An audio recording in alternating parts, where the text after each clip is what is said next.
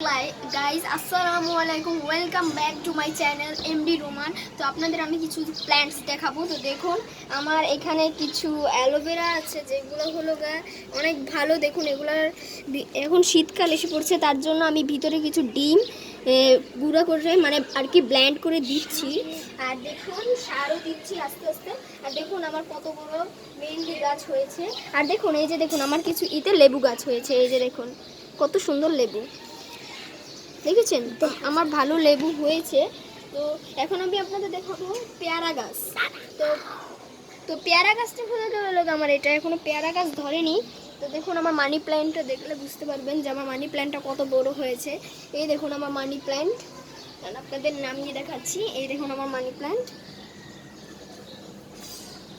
দেখছেন আমার মানি প্ল্যান্টটা? প্রত্যেক দিন আপনারা পানি দিবেন এবং গাছে পানি দিবেন, বুঝলেন? তো আমি এখন আপনাদের দেখাবো হলো মেহেন্দি গাছ।